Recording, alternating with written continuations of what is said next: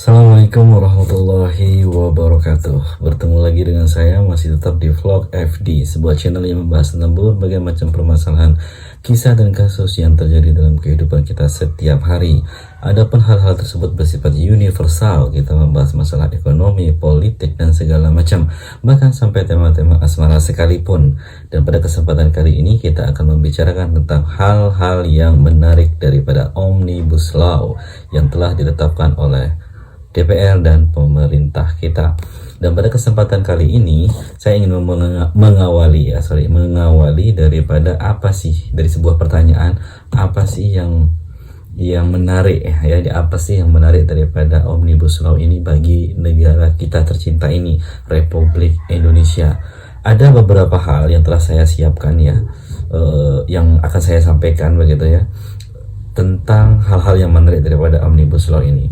Yang pertama adalah banyaknya perusahaan-perusahaan besar yang mendirikan pabrik, yang mendirikan kantor, yang mendirikan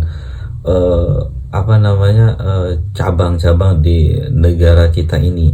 Hal itu akan berdampak positif pada penyerapan jumlah tenaga kerja daripada masyarakat atau rakyat Indonesia sendiri, dimana kita tahu Indonesia merupakan negara yang jumlah penduduknya cukup banyak ya, kalau nggak salah urutan keempat atau kelima di dunia setelah China, Amerika, India, dan yang lain-lain. Jadi Indonesia berada pada urutan keempat atau kalau nggak keempat ya kelima ya, sekitaran itu aja lah. Yang mana Indonesia ini, pemerintah kita berpikir keras bagaimana sebenarnya untuk menanggulangi daripada jumlah penduduk yang banyak, yang tidak seimbang antara lahan atau jumlah lapangan kerja yang tersedia di Republik Indonesia ini. Salah satunya adalah dengan memperpendek regulasi, salah satunya adalah dengan undang-undang yang cipta kerja yang ada di Omnibus Law yang telah ditetapkan DPR dan pemerintah tersebut, yang menimbulkan gejolak di masyarakat ya. Tapi itu adalah hal positifnya yang pertama, yaitu meningkatnya jumlah lapangan kerja di Indonesia ini, di negara kita tercinta ini. Saya kasih gambaran di mana bagaimana sih, apa Indonesia ini benar-benar tidak boleh dieksploitasi oleh asing? Apakah Indonesia ini benar-benar harus berdiri di kaki sendiri dan akan menyiapkan semuanya tanpa membutuhkan uluran atau tanpa membutuhkan kerjasama hubungan bilateral dengan negara-negara lain? Tentunya tidak bisa seperti itu. Well, saya ingin kasih contoh.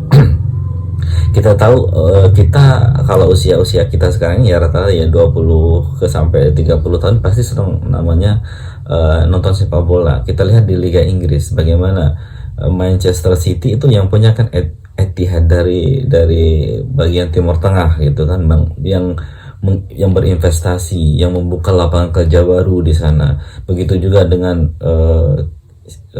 Leicester City, orang Burma, orang Myanmar yang memiliki. Bahkan Garuda Indonesia pun berinvestasi ke Liverpool. Jadi itu salah satu gambaran di mana negara-negara itu saling membutuhkan satu sama lain, di mana Indonesia dengan kekayaan alam yang berlimpah, tentunya dengan SDM yang masih di bawah daripada negara-negara maju Eropa, kemudian China yang sudah tergolong memiliki pengalaman yang lumayan banyak daripada sumber daya manusianya.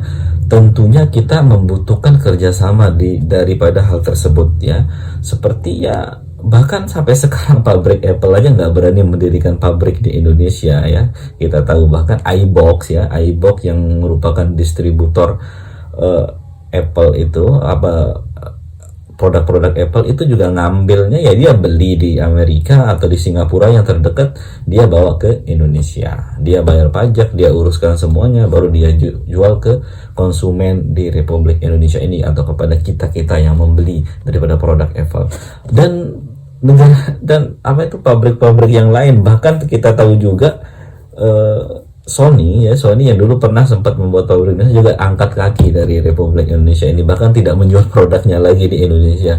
Oleh karena apa? Oleh karena berbagai macam hal, yang termasuk di sana adalah regulasi yang terlalu ribet dan terlalu banyak calo jadinya. Jadi dari step 1 untuk menyelesaikan ini dia butuhkan step 1, 2, 3, 4, 5. Dari sini dimintain uang, dari sini dimintain uang, dari sini dimintain uang, sehingga ya tidak bisa membuat apa-apa. Jadi kondisi-kondisi seperti itu yang mau dirapikan oleh pemerintah supaya tidak ada atau mengurangi jumlah pengangguran di Republik Indonesia ini.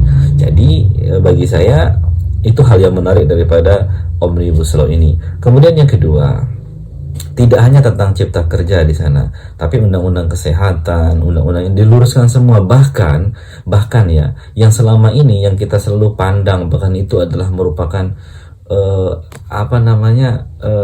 murni talenta daripada masyarakat Indonesia ini sendiri, yaitu masalah dukun beranak ya. Jadi dukun beranak atau orang-orang tua yang melahirkan tanpa melalui prosesi yang berada di bawah Kementerian Kesehatan seperti di puskesmas ataupun di bidan yang membuka praktek ataupun di rumah sakit, tapi dia melahirkan anak-anaknya di dukun beranak. Itu juga sudah mendapatkan perlindungan hukum, di mana dukun beranak juga masuk ke dalam undang-undang di Omnibus Law ini juga dibahas, itu juga dimasukkan gitu, karena dia undang-undang Omnibus Law ini akan merapikan sampai 73 undang-undang sekaligus. Kalau satu-satu kan proses bahasanya lama, satu undang-undang dibahas 5 tahun, satu undang-undang dibahas 5 tahun, kapan selesainya? Sekitar ya ratusan tahun butuhnya untuk merapikan 73 undang-undang tersebut, sehingga pemerintah dengan waktu yang sesingkat-singkatnya mencoba memperbaiki, mengembalikan di mana undang-undang tersebut dengan satu buah undang-undang yang akan bisa yang akan mencakup atau meliputi daripada jumlah undang-undang yang sangat banyak tersebut. Itu hal-hal yang menarik daripada Omnibus Law ini. Masalah gejolak di masyarakat itu hal yang biasa dalam penetapan sebuah hukum ya. Tentunya ada pro, ada kontra, dan itu menurut saya adalah hal yang biasa. Karena apa? Karena memang sesuatu yang tidak biasa tentunya akan menimbulkan sesuatu yang pada umumnya yaitu pro dan kontra. Jadi pro dan kontranya biasa, tapi undang-undang yang muncul yang baru, yang merubah tatanan sebelumnya, yang merapikan semuanya, itu tentunya akan menimbulkan sesuatu yang pro dan kontra.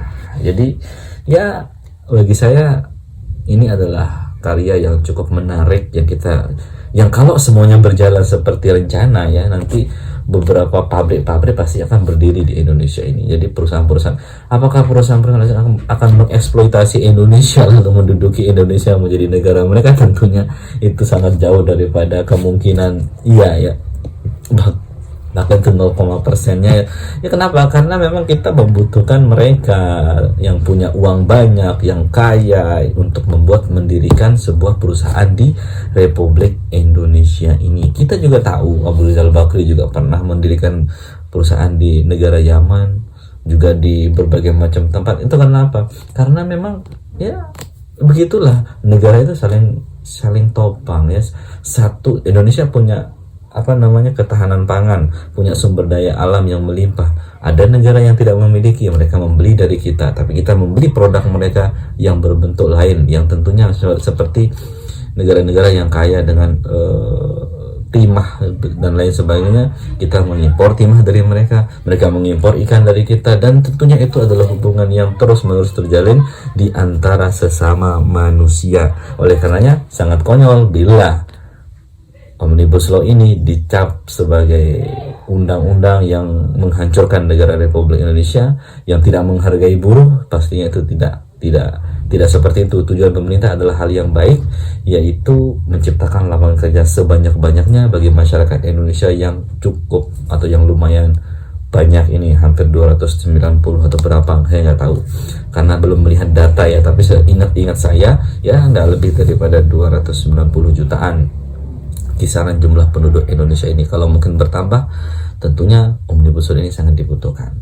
Mungkin itu saja dari saya, kurang lebihnya saya mohon maaf. Assalamualaikum warahmatullahi wabarakatuh. Oh ya, ada yang lupa, jangan lupa subscribe, like, share, dan komen. Nanti kita lanjutkan masalah Omnibus Law pada tahap hal-hal yang menarik. Kalau sekarang kan baru 2 ya, baru 2. Oke, bye. Assalamualaikum warahmatullahi wabarakatuh.